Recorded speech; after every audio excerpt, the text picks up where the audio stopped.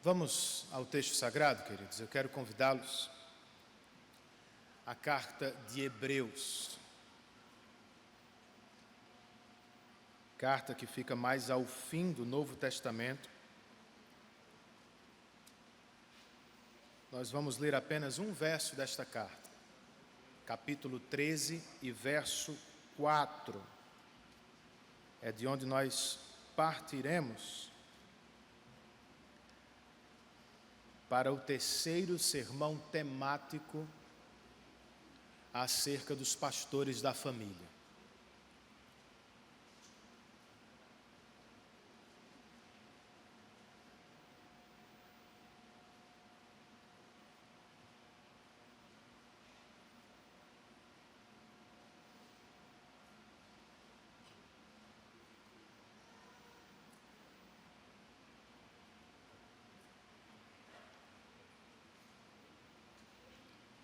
Eu estava em um acampamento cristão para deixar Sofia, quando a responsável pelos quartos se aproximou. E percebendo que eu me encontrava acompanhado por outro homem, detalhe, um diácono de nossa igreja, ela nos cumprimentou e nos perguntou: vocês são os pais dela? Irmãos, eu tomei um susto. Mas de bate pronto eu respondi: não, querida, não, nós não somos, eu sou. Ela se despediu, seguiu para o quarto com Sofia, e Sofia me contou depois que ela perguntou: Sofia, vocês são de que igreja? E quem é o pastor da igreja? Sofia disse: nós somos da igreja presbiteriana, e o pastor é meu pai, aquele homem com quem você conversou há pouco. Ela tentou se desculpar e ao fim da conversa com Sofia, ela acrescentou: Sofia, você precisa entender, as coisas estão tão confusas nos nossos dias, que eu tive que perguntar. De fato, irmãos, as coisas estão realmente muito confusas, especialmente se estamos falando sobre casamento. A sociedade ocidental está cada vez mais distante dos paradigmas bíblicos e está cada vez mais mergulhada nos ideais libertários que em nada nos libertam de verdade. Divórcios abundam e por isso famílias são destruídas. Sexo fora do casamento só cresce, promovendo traição, gravidez na adolescência e juventude e incontáveis abortos. Casamento entre pessoas do mesmo sexo não apenas revertem a ordem da criação, eles também não atendem aos propósitos originais do Criador. E mesmo os casamentos entre homem e mulher mais confundem do que ajudam nos nossos dias. Pois as pessoas parecem completamente perdidas quanto aos seus papéis no casamento. Eu fico me perguntando, gente, como será a próxima geração? Em que mundo viverão nossos filhos? O que terão que aceitar e como vão lidar com a pressão externa e não bíblica da sociedade? Pastores da família, do lado de fora, a confusão pode reinar. Porém, do lado de dentro de nossas igrejas, ou da nossa igreja e de nossas casas, lembrem-se, quem reina é o Senhor, por meio de sua palavra. Nós vamos ouvir, aprender, seguir os ensinos das Escrituras e andar neles. É o que queremos fazer neste dia, a partir ou começando com Hebreus 13, 4.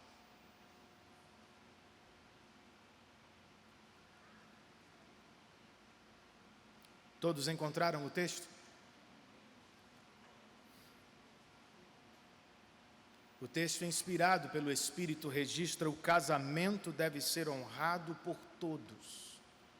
O leito conjugal conservado puro, pois Deus julgará os imorais e os adúlteros.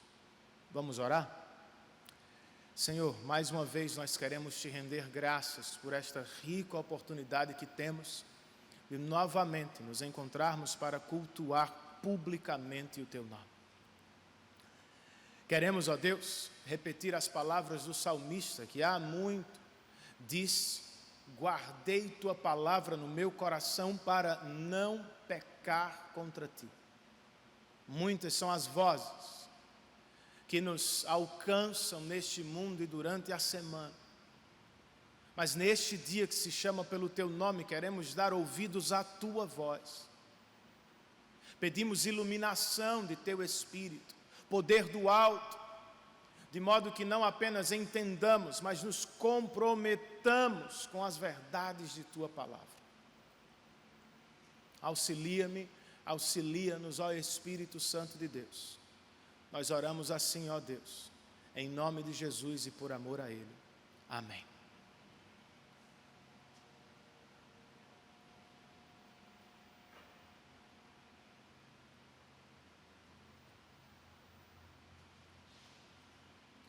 Esta carta foi escrita para cristãos que, de tanto sofrer, estavam pensando em desistir da fé. Para segurá-los pelas mãos, ou para encorajá-los no caminho difícil do Evangelho, o autor sagrado lhes escreve este texto para tratar do grande presente que recebemos em Cristo, o que é incomparavelmente melhor do que qualquer facilidade deste mundo. E depois de muitos capítulos, cheios de exortação e doutrina, o autor sagrado chega ao último e, portanto, às suas últimas palavras. E entre elas, nós temos o que acabamos de ler. Não é meu objetivo expor esta passagem. Ainda assim, eu quero chamar sua atenção para a ordem do texto e para a ameaça dele. A ordem do texto é: o casamento deve ser honrado por todos. A ameaça: Deus julgará. A ideia é: o casamento é tão sublime e glorioso para Deus que nós não podemos tratá-lo de qualquer maneira. Deus, pastores da família, nos pedirá contas. Então, a pergunta é: como honramos o casamento? Bem, em primeiro lugar, queridos, nós precisamos compreender o propósito do casamento. Qual é? Ou quais são os propósitos do casamento? Inicialmente, nós podemos dizer que o propósito do casamento é procriação, pensando cronologicamente nas Escrituras. Queria que você abrisse sua Bíblia aí comigo em Gênesis 1. Não vai ser difícil esse endereço. Verso de número 28 apenas.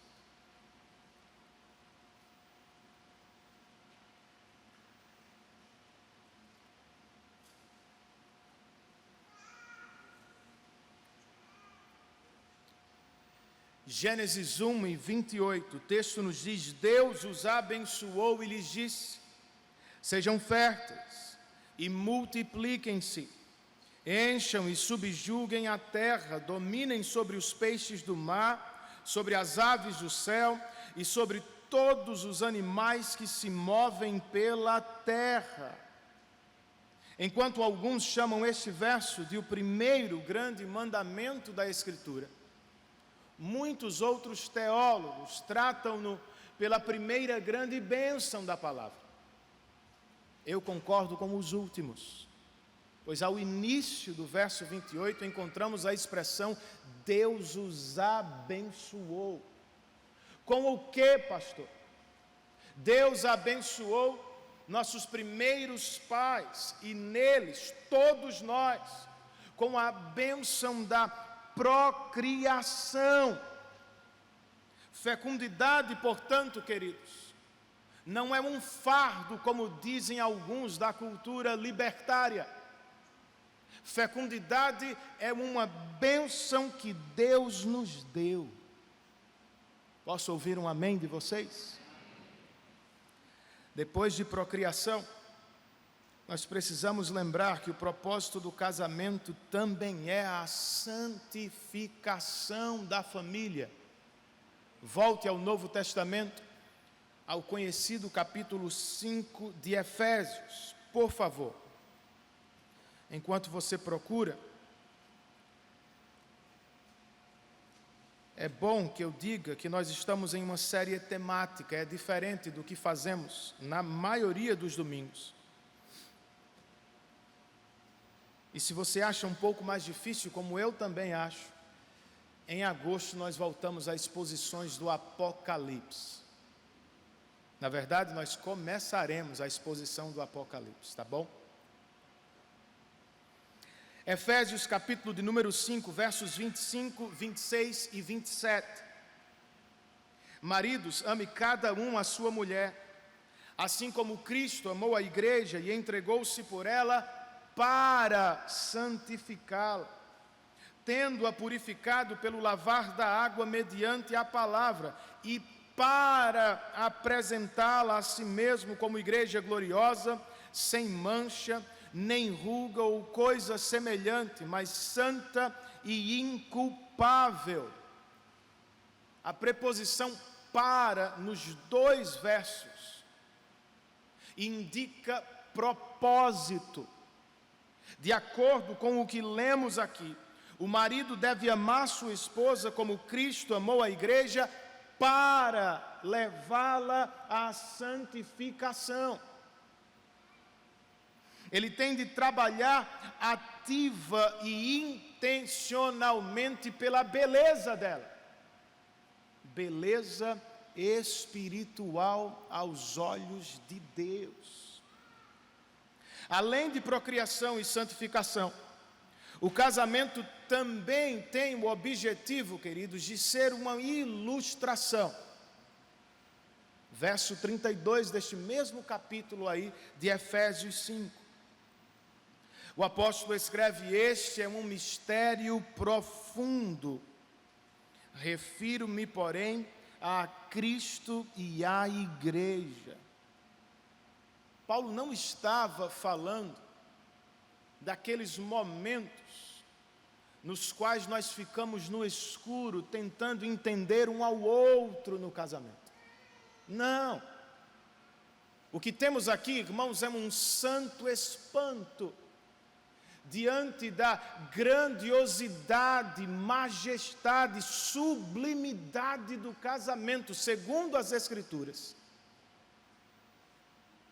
O casamento terreno e temporário é uma ilustração, uma parábola do casamento celestial e eterno que se dará entre Cristo e a sua noiva, a igreja.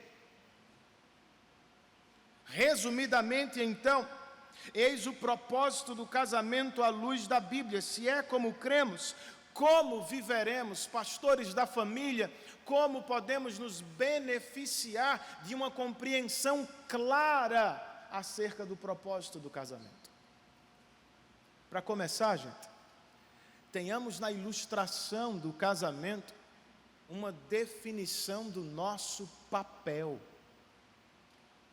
Por vezes converso com jovens que parecem perdidos quanto ao papel no casamento. Muitos querem honrar a Deus, mas simplesmente eles não sabem como navegar nas águas do casamento. Alguns culpam a falta de um pai, Outros culpam a falta de exemplo do pai, e muitos estão confusos com o que vem na sociedade à sua volta. E agora? Para onde olham? Com quem vão aprender?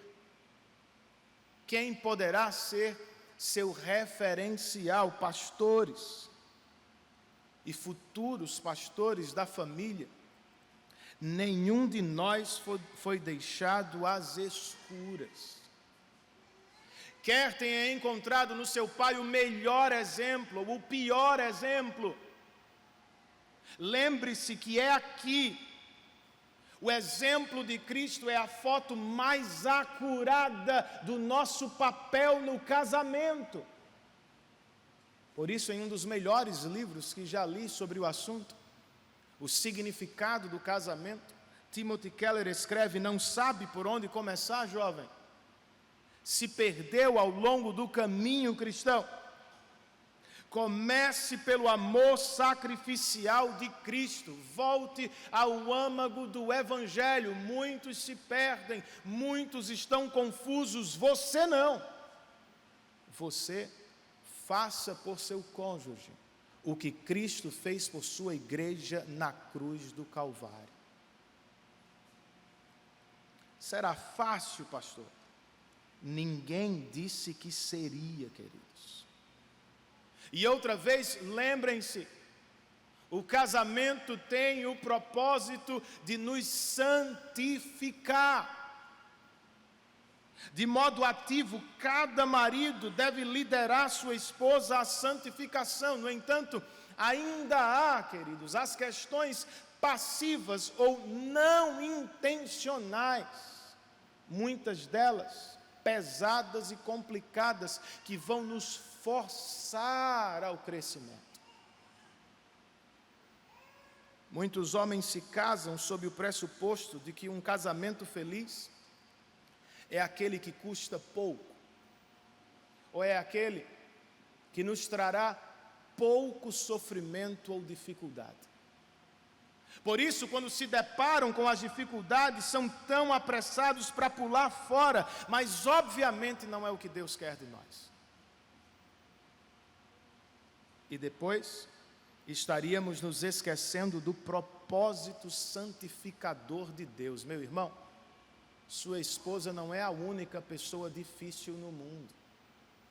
Minha irmã, seu esposo não é o único pecador no planeta Terra. O problema do casamento não é ele, não é ela. Em grande medida é a fraca compreensão que temos acerca do casamento. Não se trata de facilidade ou felicidade fácil. Trata-se de uma operação de Deus, que vai durar, aperte o cinto aí, até o último fôlego de vida. Deus está nos santificando, nos conformando à imagem de seu Filho Jesus Cristo. As dificuldades do casamento não deveriam nos fazer pensar em pular fora. Às vezes fazem mesmo, mas rapidamente deveríamos tomar as rédeas do coração de volta e lembrar: é o Senhor. É o Senhor quem está trabalhando para me tornar mais paciente, mais cheio de domínio próprio, mais humilde, mais dependente de sua graça. E é o que devemos desejar também, queridos, quando pensamos em nossos filhos. Sim, o propósito do casamento é a procriação.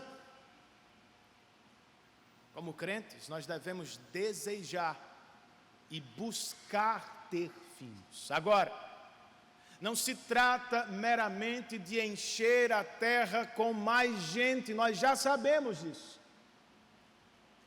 Trata-se de encher a terra com gente que conhece e adora a Deus.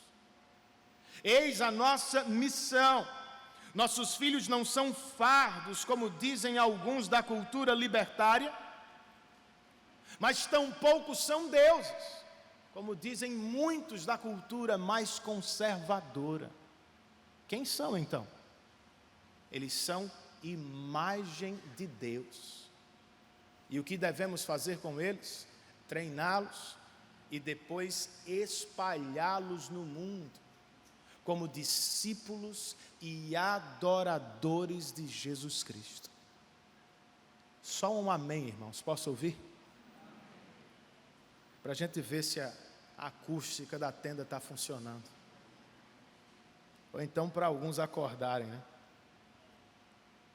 Bem, depois de compreender minimamente o propósito do casamento, nós também precisamos entender a primazia do casamento. Qual é o lugar que ele deve ocupar? Homem, na sua real lista de prioridade, onde está sua esposa? Em que posição ela se encontra?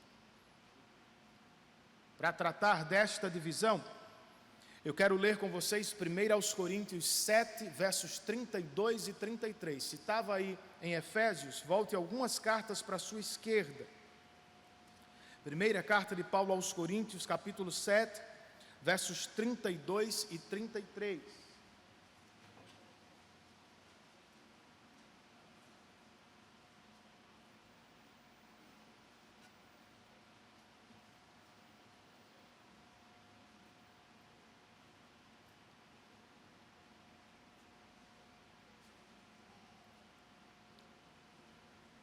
Primeira epístola de Paulo aos Coríntios, gente, bem pertinho aí de Efésios, capítulo 7, e versos 32 e 33. Podemos ler? O texto nos diz: gostaria de vê-los livres de preocupações. O homem que não é casado preocupa-se com as coisas do Senhor, em como agradar ao Senhor. Mas o homem casado preocupa-se com as coisas deste mundo, em como agradar sua mulher. De modo bem resumido, a carta de Paulo aos Coríntios, ou a primeira delas, pode ser considerada um compêndio de respostas. A igreja tinha muitas perguntas, e aqui Paulo oferece respostas. Como devemos adorar? Como colocamos em ação nossos dons? O que viveremos nos céus, na eternidade? Como vivemos na terra? Devemos casar ou devemos viver como solteiros? E se resolvermos casar, como vivem os casais cristãos? Este capítulo trata do casamento. Mas aqui nestes versos, ele explica a matéria através de uma comparação, não sei se percebeu. As coisas do Senhor e as coisas deste mundo, ou agradar ao Senhor e agradar a sua esposa, de acordo com o que temos aqui. O casamento é tão glorioso aos olhos de Deus que um homem casado deve viver para agradar sua esposa. Em outras palavras, ela vem antes de seu ministério, na igreja e no mundo. Eis a primazia do casamento. Além de vê-la em relação ao trabalho, precisamos vê-la também em relação aos filhos. A ordem da criação não foi pai e depois marido. Foi marido e depois pai. Ao início de tudo, Deus não colocou no jardim do Éden um pai, uma mãe e seus filhos. Não, Ele colocou ali marido e mulher. Isto tem que apontar para a primazia do casamento em relação aos filhos. Se é o que Deus prescreve em sua palavra, como vivemos, pastores da família, na prática, falando primeiro da relação casamento-trabalho, queridos, nós precisamos lembrar, relembrar sempre Nossas carreiras são passageiras. Nosso casamento é para a vida toda. Um homem pode ter diversas carreiras ao longo do caminho, mas o mesmo não pode acontecer com o seu casamento. Por isso nós precisamos nos identificar primeiro e principalmente com o nosso casamento e não com nossas carreiras. Nada foi mais marcante para mim, na experiência que vivi na igreja pastoreada pelo Mark Dever, em Washington, do que ouvir as palavras de sua esposa ao final do tempo que estava ali. Estávamos na casa deles, em uma roda de conversa, perguntas e respostas direcionadas ao pastor Dever. E a esposa dele entrava e saía da sala nos servindo com outros irmãos. Foi quando de repente um colega meu, em vez de se dirigir ao pastor Dever, pediu licença para se dirigir à esposa dele. Ele recebeu permissão e perguntou: senhora Dever, como é ser casada com um dos pastores mais importantes dos Estados Unidos? Ela respondeu: é muito difícil, pois nós somos dois grandes pecadores. E ela acrescentou: e tem outra coisa, Mark ama a igreja de Cristo demais. Ela fez uma pausa e o suspense tomou conta da sala. Ficamos esperando o que viria depois, algo do tipo: a igreja roubou meu esposo, o trabalho levou-o para longe. Não, queridos. Ela disse: Mark ama muito a igreja de Cristo, mas ele sempre para por mim. Eu vou lhes dar um exemplo. Ela disse: descobrimos que eu estava com câncer, e ao começar o tratamento, Mark me procurou um dia, se ajoelhou ao lado da cama e me perguntou: querida, você quer que eu deixe a igreja de lado para cuidar de você? E eu respondi: claro que não, Mark, quem vai cuidar da igreja?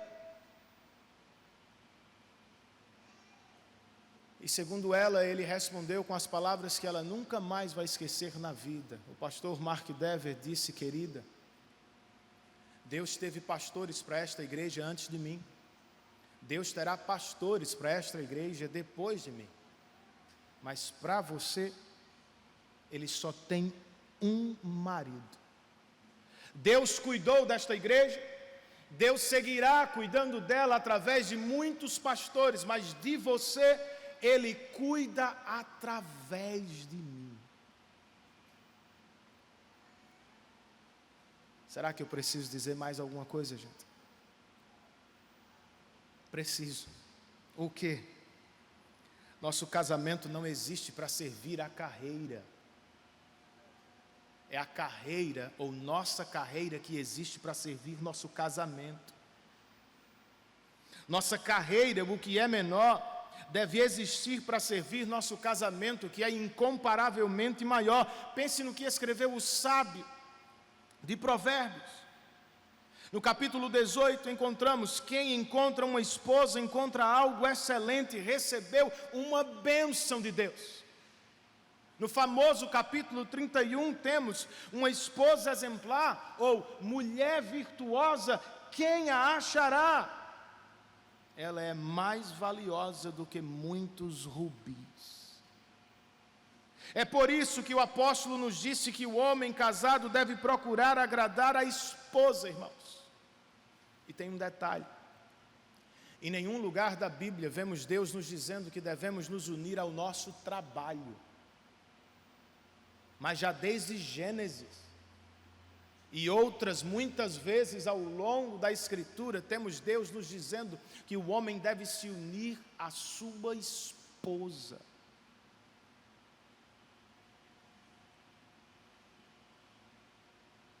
certo, pastor, e os filhos? Quem devem vir primeiro? Quantos casamentos você não conhece que terminaram depois que os filhos saíram de casa? Puxa aí na cabeça. Por que é que você acha que isso aconteceu? O que você pensa que já estava em andamento enquanto os filhos ainda estavam lá? Será que os cônjuges priorizaram o casamento? E o que você acha que seus filhos pensarão acerca do próprio casamento deles, se não viram em você prioridade no casamento? Você acha que eles estarão preparados? E quando se casarem, naqueles primeiros anos sem filhos, como viverão? E se tiverem de enfrentar a dura realidade da infertilidade no casamento, o casamento vai acabar? Não, queridos. A melhor coisa que podemos fazer por nossos filhos depois de conduzi-los a Cristo é lhes dar um exemplo saudável e forte do que significa priorizar o casamento diante de Deus.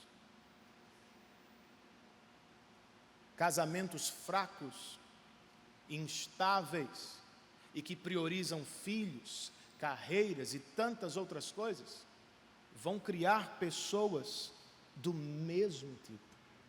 Jovens instáveis, inseguros, que não sabem tomar decisões e que não sabem o que fazer no casamento. Vamos priorizar o Senhor, Sua palavra, e vamos priorizar o cônjuge que Ele nos deu. Amém? Por fim, nós precisamos entender a liderança do casamento. De quem é a liderança? E o que significa de verdade liderar de acordo com as Escrituras?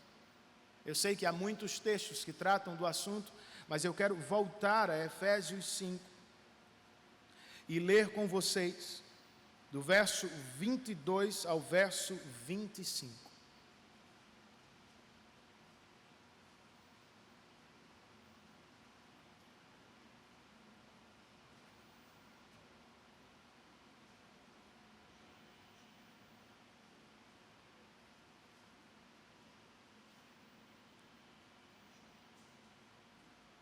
Efésios 5, 22 ao verso 25. Mulheres, sujeite-se cada uma a seu marido,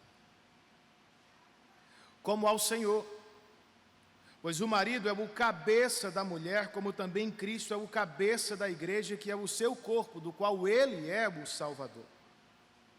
Assim como a igreja está sujeita a Cristo, também as mulheres estejam em tudo sujeitas a seus maridos. Maridos, verso 25. Ame cada um a sua mulher, assim como Cristo amou a igreja e entregou-se por ela. Algumas observações importantes. Primeiro, percebam que os papéis aqui estão muito bem definidos. Ninguém deveria ficar com dúvida acerca deles. Está claro aqui, irmãos, que a mulher deve se submeter a seu esposo e que o esposo é o cabeça da mulher na relação do matrimônio. Não pode ser mais claro do que isso. Ainda assim, naturalmente temos a tendência de nos rebelar contra a clara palavra de Deus. Eu me lembro, por exemplo, de ter visitado com o meu irmão Rubens, não sei se ele vai lembrar, uma igreja em Campina Grande que era pastoreada por mulheres. Lembra disso, Rubens? Ainda bem que Deus te preservou daquela visita, viu? Estávamos ali, eu e Rubens, e antes do culto, algumas obreiras da igreja conversavam conosco sobre o culto, sobre a igreja e como é que funcionavam as coisas. A gente nem sabia onde estava direito. foi quando uma delas disse: pastor, aqui os homens ainda são o cabeça da relação, só que nós descobrimos que somos os pescoços. Nós os dirigimos para onde nós queremos. Bem, aquela mulher, e com ela centenas de outras, ou não querem reconhecer o significado da palavra cabeça, ou não querem se submeter a ele. Por vezes, ao longo da Bíblia, esta palavra significa ser líder de. Fulano é o cabeça da tribo. Fulano é o cabeça do povo. O marido é o cabeça da mulher, ou seja, ele é o líder dela. Goste você disso ou não, minha irmã, foi como Deus desenhou perfeita e sabiamente o casamento. Em segundo lugar, observem que outra vez, nenhum de nós precisa ficar na escuridão. Nós temos no relacionamento entre Cristo e a sua igreja a exata foto de como homem e mulher devem funcionar no casamento. A esposa se submete à liderança de seu esposo, como a igreja se submete à liderança de Cristo. E o marido deve liderar sua esposa como Cristo lidera a sua igreja. A igreja se submete a Cristo somente porque Ele é o seu Salvador.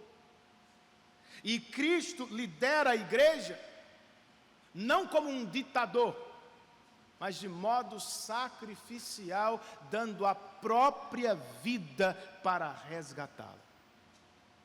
É claro, irmãos. Mas por que então não vivemos assim? Porque nem sempre, em alguns casos, quase nunca conseguimos liderar como Cristo ou nos submeter como Ele espera de nós. O problema, que fique claro, não é a liderança, não é a submissão, é o pecado. O pecado não criou, depois da queda, liderança e submissão. Ele as corrompeu, transformando-as em coisas feias e pesadas às vezes. É por isso que homens são ora autoritários, ora negligentes. E é por isso também que mulheres são ora insubmissas à liderança de seus esposos e ora manipuladoras do tipo pescoço. A verdade nua e crua é que sozinhos nós não conseguimos viver o que Deus espera de nós no casamento de modo espontâneo, feliz e alegre. Do que precisamos, gente? Terceira e última observação neste texto. Eu quero chamar sua atenção para as expressões como ao Senhor, ou como o Senhor. As mulheres devem se submeter a seus maridos, diz Paulo, como ao Senhor. E os maridos devem amar suas esposas como Cristo amou a igreja. Cristo é o nosso modelo e é também dele que vem o poder para vivermos de modo agradável. Não é só se esforçar para fazer aquilo que você deve fazer. É se esforçar para relembrar o que Cristo é e o que Ele fez. Mulheres, vocês se submetem porque Cristo é o Salvador de vocês. Homens, vocês se entregam de modo sacrificial porque foi o que Cristo fez para resgatá-los na cruz do Calvário. Ele é o nosso maravilhoso Salvador e outra vez é dele que vem poder para os nossos casamentos. Agora, como estamos falando especificamente sobre a liderança do homem, como é que ela funciona na prática? De acordo com o que escreve em um capítulo do livro Casamento Temporário, O pastor John Piper define nossa liderança em 2 palavras, homens: provisão e proteção. Este livro está no seu boletim. Pensando em provisão, Paulo escreve em Efésios 5, nós já lemos, eu vou só repetir: os maridos devem amar cada um sua mulher como a seu próprio corpo, devem alimentar e cuidar dela, assim como Cristo cuida da igreja. Eis, portanto, como lideramos nossas esposas. Nós somos os primeiros provedores de nossa família. Espiritualmente falando, pastores da família, nós temos por responsabilidade conduzir nossas esposas a uma vida de piedade e adoração diante de Deus. A iniciativa para o culto doméstico não deveria ser dela, é sua. O compromisso de congregar com uma igreja saudável, de não faltar cultos, deveria ser seu e não só da sua esposa. Deus nos pedirá contas. Materialmente falando, o marido tem a responsabilidade principal de colocar o pão na mesa. O adjetivo principal é muito importante, pois segundo a Bíblia e ao longo da história, homem e mulher sempre trabalharam. Não é uma questão de homem trabalhar e mulher não trabalhar. A questão é como homem e mulher devem trabalhar como um time, pensando em honrar e cumprir os propósitos de Deus na família, pensando em pastorear e cuidar, discipular de seus filhos ao longo do caminho. Sim, a mulher pode trabalhar fora de casa, mas, meu irmão, ela jamais deveria ser obrigada a abandonar seus filhos e sua casa. É o homem quem tem que lutar, quem tem que se sacrificar, quem deveria trabalhar 8, 10, 12, 15 horas, se for necessário, para cobrir tudo o que precisa e assim cuidar de sua esposa e de seus filhos. Eu sei que há exceções, há fases diferentes da vida. Alguns homens podem estar estudando agora, enquanto suas esposas já têm um trabalho estável. Outros homens podem se encontrar na difícil situação do desemprego. E eu compreendo demais.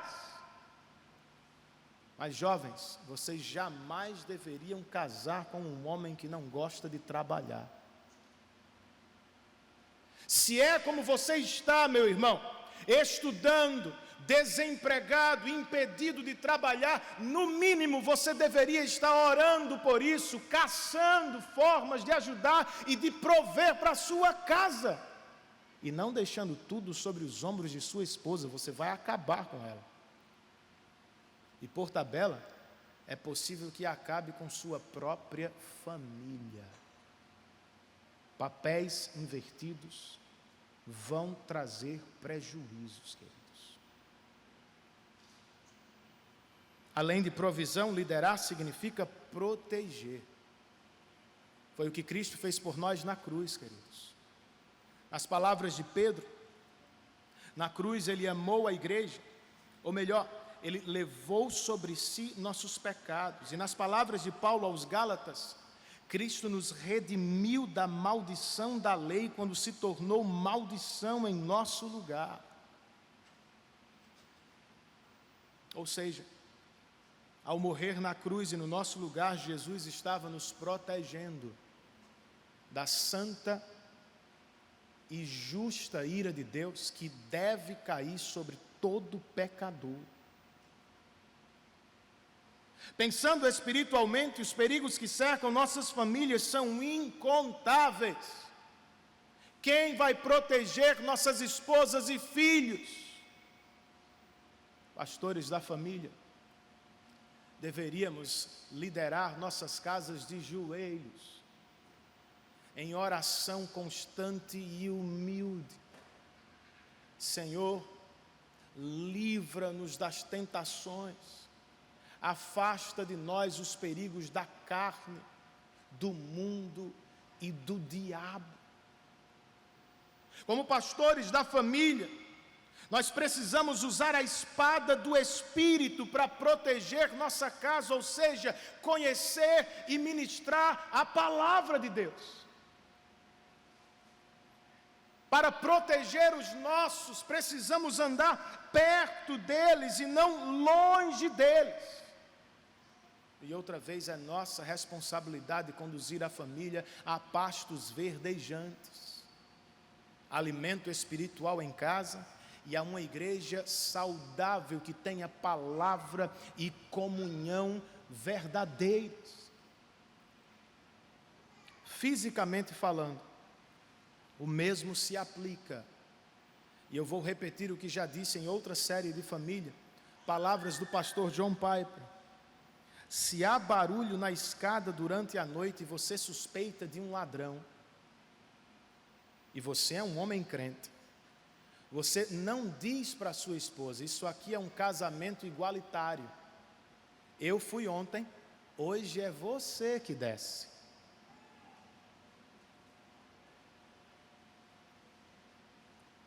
Não, mesmo que sua esposa seja faixa preta de karatê,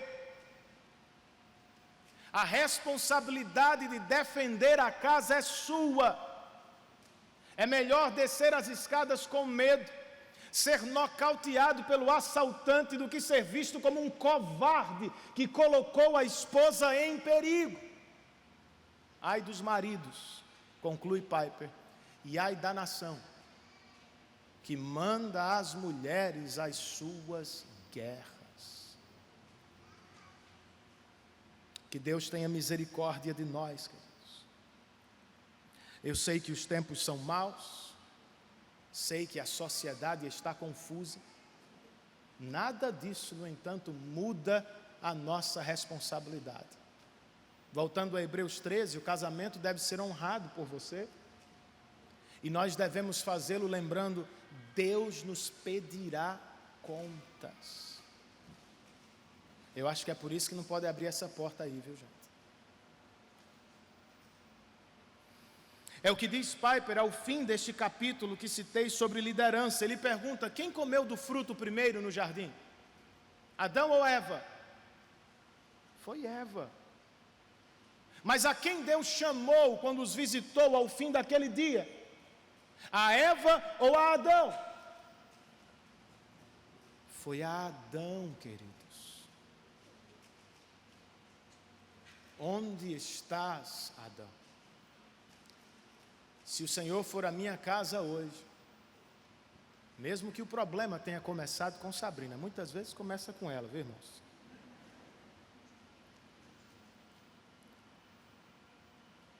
Ele vai querer conversar comigo. E se ela atender a porta,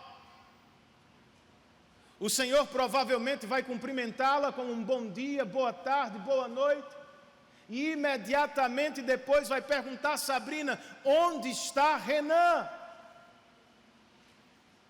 Já imaginou a cena?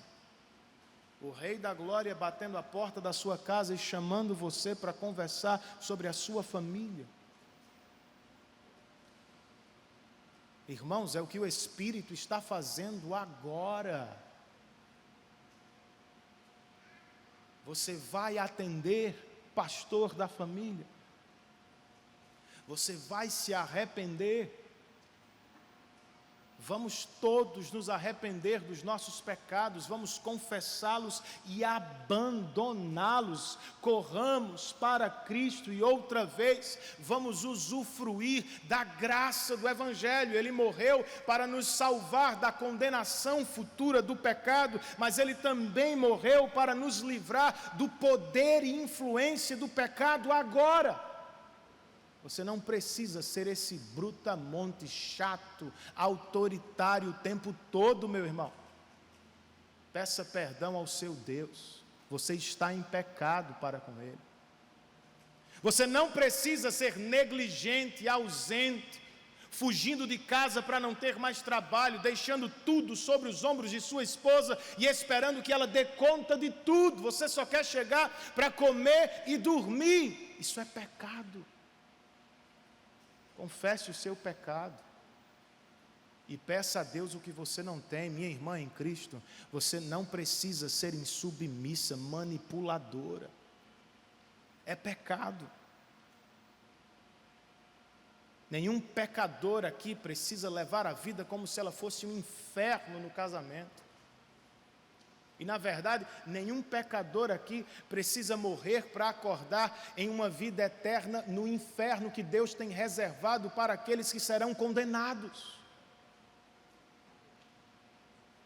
Lembre-se, Jesus recebeu nossa maldição na cruz. E ali Ele nos deu salvação. Ele desceu na cruz ao nosso inferno, para depois nos levar ao seu céu. O que precisamos fazer? Nos arrepender de nossos pecados, da vida que levamos sem considerá-lo, e depois nos jogar, nos lançar com confiança sobre a pessoa de Cristo, e sobre aquilo que Ele fez na cruz do Calvário e no túmulo vazio. Você vai se arrepender? Curve a sua cabeça e faça a sua oração em resposta àquilo que você ouviu aqui.